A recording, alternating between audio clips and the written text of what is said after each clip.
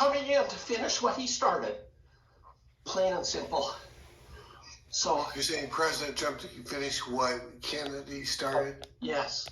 Okay. Yes. So I'm taken there. I was in this room of, into this place, into these rooms where these global elites were meeting. And they were planning and they were executing demonic plans of tyranny and control. So one moment, I'm out on the street of Dallas. Yeah. And the next thing, I'm, in this room with these elitists and these globalists, basically making their plans. I was taken to places in Germany, and Austria, and Switzerland, and Argentina, New York, Washington, D.C. Steve, I was in rooms where there were guys, they were on telephone calls, and they were collaborating and managing and trying to hide this and hide that and planning to manage the takeover and maintain the control they had. And they had these machines. I watched these machines, and they were old. I don't know how to explain them. They were kind of like typewriters. Yeah. And they were printing out coded messages, basically. And it looked like as these strips of paper came out, it actually looked kind of like a form of Braille. Like it wasn't like an alphabetical font. Like it wasn't a language that it was a code of some sort that they would send back and forth to one another. So they had, trained men and women, as these things would come out, they would, translate them, and then, they would correspond back as they were directed once they, had shared with their officials what, was happening.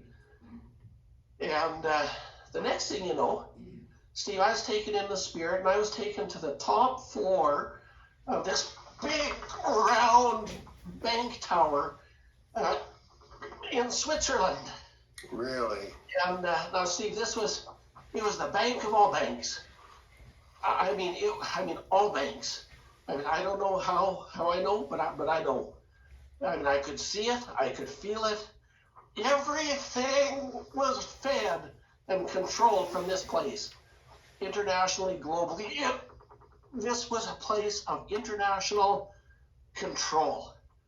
And there was a bank. There's supposedly a bank called, excuse me, the Bank of International Settlements. Was it that? Yes, this is the one. I mean, someone sent me a picture. They said, "Is this a place?" I said, "Yeah, that's it. That's the one." Yeah. That's the one. And I was taken into the top floor of that building, and it had glass windows all around. It's a beautiful view. Yeah. What that's worth. And in the center, it had a big round boardroom table. And I mean, this is going to sound bizarre, but it's what I saw. Yeah. But one of the seats at the table was actually a statue of Satan himself. And those that gathered around this table were his pawns.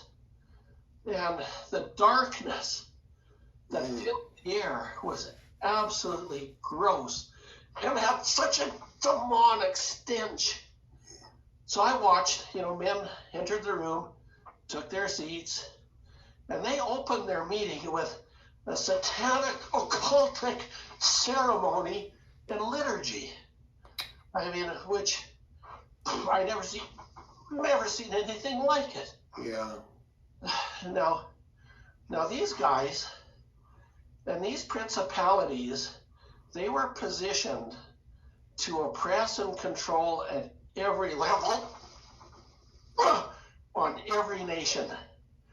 They held the money, and they held the control. And I could see in the spirit, over this bank, a spirit that it was in the shape of an octopus, and it had all these tentacles. And these tentacles, they were able to extend, and they had reach into the highest offices of the nations, and to tie and control and manipulate whatever they needed to. Now, I don't know how else to share this, but the Spirit of God took me through time. And all of a sudden, what was black and white went to technicolor. Really? Is that bringing you into present day or Present day. Okay. Present day. And so there I was. Again, I'm over looking down at this big round building, this big bank in Switzerland, that I knew that it had power lines from it to the WEF and to the WHO, other nations, other governments, and it was collaborated. But now, what had changed was I could see there was an angelic host as far as the eye could see that was coming in and surrounding this bank and surrounding this dark portal of evil. Now, this angelic host, there were millions of them. As far as I could see in every direction, they were coming in. And they began to circle and circle. This host began to circle this place. And pretty soon they picked up momentum as they came in. And like a force, they were like a whirlwind. And the Father had dispatched them for this very time in history. And by the time it was done, there was not one piece of it left. It was disseminated, gone, nothing left. Everything, the building itself, everything's gone? Gone, level. Wow.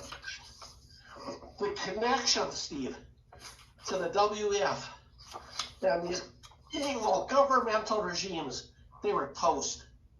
I looked, and it was just debris of what had just happened.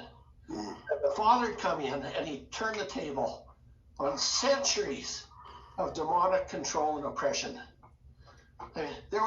So I'm looking at this mess, like there's debris, like it's just like an explosion when there was nothing left.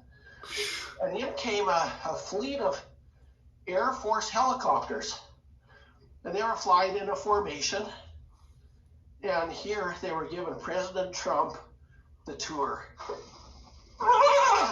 so he could see it with his own eyes.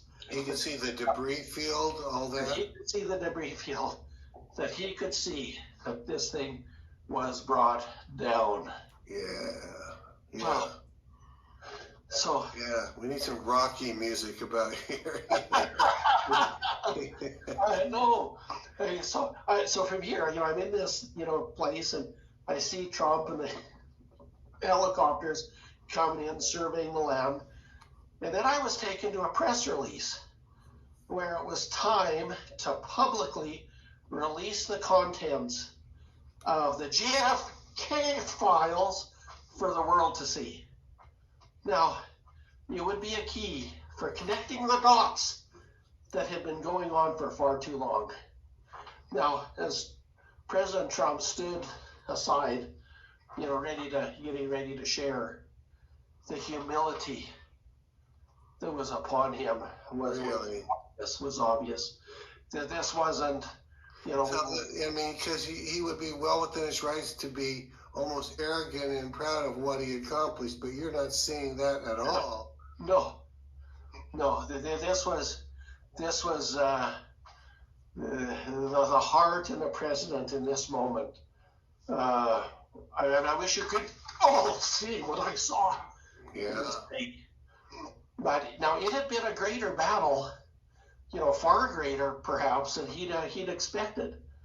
But he dropped to one knee and he said a silent prayer before he shared everything that he had to release. Now, from his left, as he stood, then approached and stood the Kennedy family as he began sharing.